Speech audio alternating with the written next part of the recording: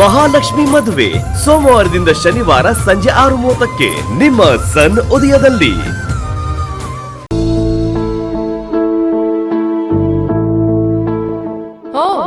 ನಿನಗೂ ನಾನು ಆಚೆ ಹೋಗೋದಿಷ್ಟ ಇಲ್ಲ ಅಲ್ವಾ?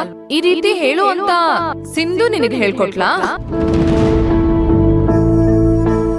ಇವಳಿಗೆ ನಾನು ಎಲ್ಲೂ ಹೊರಗಡೆ ಹೋಗ್ಬಾರ್ದು, ಏನೂ ಕೆಲ್ಸ ಮಾಡ್ಬಾರ್ದು, ಮಗನ್ ನೋಡ್ಕೊಂಡು ಮನೆಯಲ್ಲೇ ಬಿದ್ದಿರ್ಬೇಕು ಅಷ್ಟೇ. ಅಕ್ಕ ನಾನ್ ಯಾಕೆ ಹಾಗ ಅನ್ಕೊಳ್ಳಿ? ಯಾಕೆ ಅಂದ್ರೆ ನಾನು ಹೊರಗಡೆ ಹೋಗಿ ಕೆಲ್ಸ ಮಾಡಿ ಮುಂದುವರೆದ್ ಬಿಟ್ರೆ ನಿನ್ಗಿಂತ ಮುಂದೆ ಹೋಗ್ಬಿಟ್ರೆ ಅನ್ನೋ ಹೊಟ್ಟೆ ಅವ್ರಿ ನಿನಗೆ. ಅದಕ್ಕೆ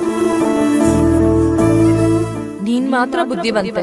ಆಫೀಸಿಗೆ ಹೋಗ್ಬೋದು, ಗಂಡ ಜೊತೆ ಟ್ರಿಪ್ಪಿಗೆ ಹೋಗ್ಬೋದು, ಹೊಸ ಹೊಸ ಪ್ರಾಜೆಕ್ಟ್ಸ್ ಗಳನ್ನ ಮಾಡ್ಬೋದು, ಆಮೇಲೆ ಅತ್ತೆ ಹತ್ರ ಬೇಷ್ ಅನ್ನಿಸ್ಕೋಬಹುದು. ಆದ್ರೆ ನಾನ್ ಮಾತ್ರ ಮಗುನ್ ಎತ್ಕೊಂಡು ಗೂಬೆ ತರ ಮನೆಯಲ್ಲಿ ಬಿದ್ದಿರ್ಬೇಕು. ಇಷ್ಟೇ ತಾನೇ ನಿನ್ನ ಉದ್ದೇಶ?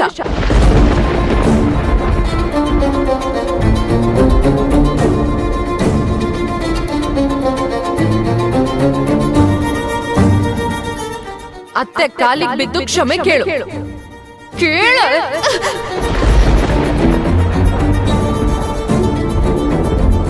ನನ್ನ ಅಕ್ಕನ ಮಧ್ಯದಲ್ಲಿ ಜಗಳ ತರೋದೇ ನಿಮ್ಮ ಉದ್ದೇಶ?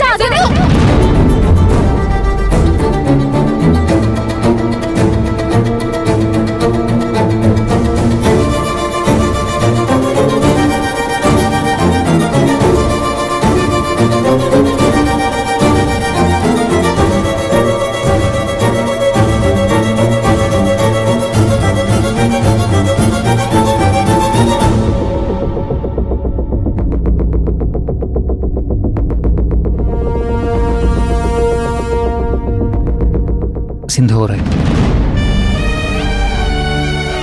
ಎಲ್ರಿಗೋಸ್ಕರ ನಿಸ್ವಾರ್ಥವಾಗಿ ಬದುಕೋದು ಹೀಗೆ ಅಂತೆ. ಒಂದು ಸಮಯಕ್ಕೆ ಹಕ್ಕಿಗಳು ಕೂಡ ತನ್ನ ಮರಿಗಳ ಬಗ್ಗೆ ಯೋಚನೆ ಮಾಡೋದು ಕೂಡ ಬಿಟ್ಬಿಡುತ್ತಂತೆ. ನೀವು ಯಾಕೆ ಇಷ್ಟೊಂದು ಒದ್ದಾಡ್ತಾ ಇದ್ದೀರಾ? ಯಾರಿಗೋಸ್ಕರ ಇದನ್ನ ಸಹಿಸ್ಕೋತಾ ಇದ್ದೀರಾ?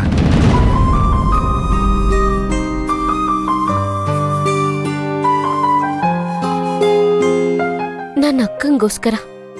ಅಕ್ಕಂಗೆ ನೀವು ತೋರಿಸ್ತಿರೋ ಕಾಳಜಿ ಒಳ್ಳೇದೆ, ಆದ್ರೆ ನಮ್ಮ ಹಾಗೆ ಅವರು ಯೋಚನೆ ಮಾಡ್ಬೇಕಲ್ವಾ? ಅಲ್ಲ ವಿರಾಟ್, ಅಕ್ಕ ಮಗುನ ಹೀಗ್ ಬಿಟ್ಟು ಹೋದ್ರೆ ಮಗು ಆರೋಗ್ಯ.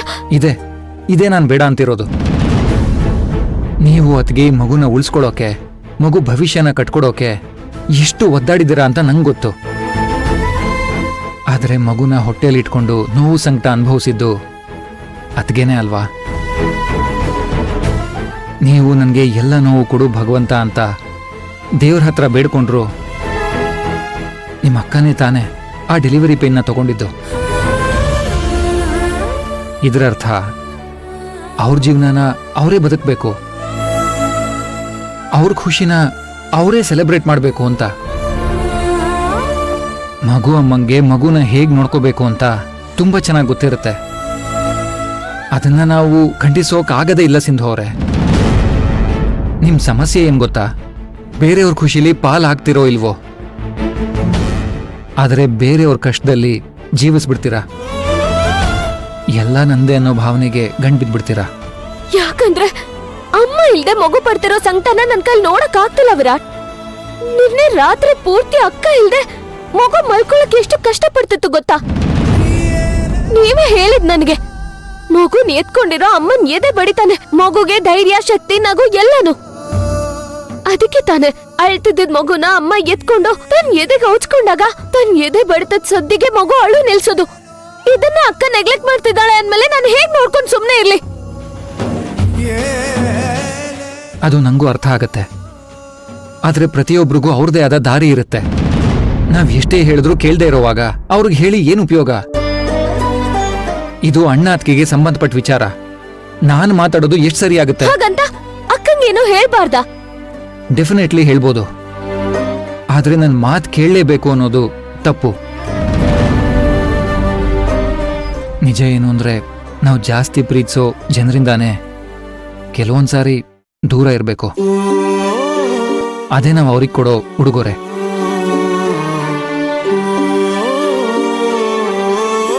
ನಾನು ಯಾಕಿದ್ನ ನಿಮ್ಗೆ ನೇರವಾಗಿ ಹೇಳ್ತಾ ಇದ್ದೀನಿ ಅಂದ್ರೆ, ನೀವು ಹೀಗೆ ನೋವು ಪಡೋದು ನಂಗೆ ನೋಡ್ಕೊಂಡಿರಕ್ಕಾಗಲ್ಲ ಸಿಂಧು ಅವರೇ. ಅಷ್ಟಕ್ಕೂ ಇನ್ಮೇಲೆ ನೀವು ಅವ್ರ ಲೈಫಲ್ಲಿ ಇಂಟರ್ಫಿಯರ್ ಆಗಲ್ಲ ಅಂತ ನಂಗೆ ಮಾತು ಮಾಡಿ.